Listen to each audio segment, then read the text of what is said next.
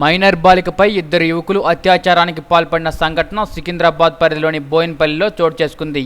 Boinpally RR నగర్కు చెందిన 10వ తరగతి చదువుతున్న బాలిక స్థానిక యువకుడు రాజు ప్రేమిస్తున్నానని పెళ్లి చేసుకుంటానని బాలికను నమ్మబలికి లైంగిక వాంఛ తీర్చుకున్నాడు.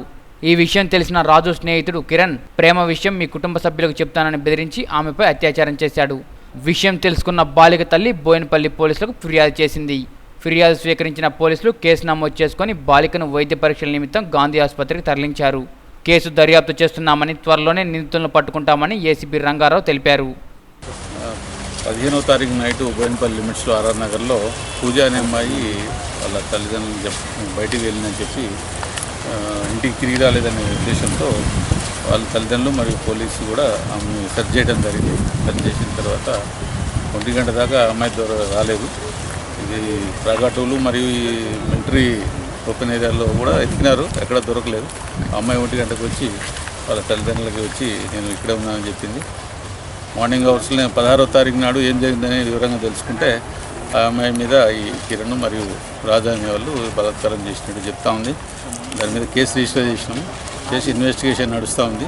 అందులో పాప వాళ్ళు ఎస్సీ క్యాస్ట్ ఆ సెక్షన్ కూడా పెట్టినాము. రేపని చెప్తున్నారు, అది కూడా సెక్షన్ పెట్టి కేసు ఇన్వెస్టిగేషన్ చేస్తున్నాము. తర్వాత నేరస్తులు దొరికిన తర్వాత వాళ్ళని జ్యుడిషియల్ రిమాండ్ పంపుతాము. సెర్చ్ నడుస్తుందండి, ఇన్వెస్టిగేషన్ నడుస్తుంది. పంపించాము, పార్టీకి పంపించాము. దొరుకుతారు, ఎక్కడ కూడా నోన్ రెస్పాండెంట్సే కాబట్టి దొరుకుతారు. సార్ నా పేరు గీత సార్. మా పాప ఒక 6 గంటల నుంచి బాత్రూమ్ పోయింది సార్, రాలేదు. సండే రోజు సార్, సండే 6 గంటలకి సార్ బాత్రూమ్ పోతే రాలేదు సార్. మేము గంట సేపు దొలాడినాం సార్.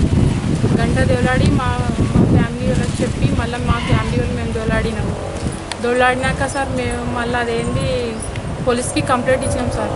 పోలీసు వాళ్ళు 6-7 మంది వచ్చినారు సార్, లైట్లు పెట్టి దోలాడినారు సార్. వాళ్ళకు కూడా దొరకలేదు సార్. మళ్ళీ మేము పోలీస్ స్టేషన్కి పోయినాక మా పాపని కంప్లైంట్ ఇచ్చినాం సార్. ఫోన్ చేసి రాగానే వచ్చినారు పోలీసు వాళ్ళు. మళ్ళా పోలీస్ స్టేషన్ పోయి రాపించినాం సార్. రాపించినాక 1 గంటలు అవుతుంది సార్ మేము వచ్చేవరకు పాప వచ్చింది సార్. 2 మగపిల్లలని పట్టుకుపోయినారు సార్, రాజు కిరణ్ అన్నట్టు అయినా సార్.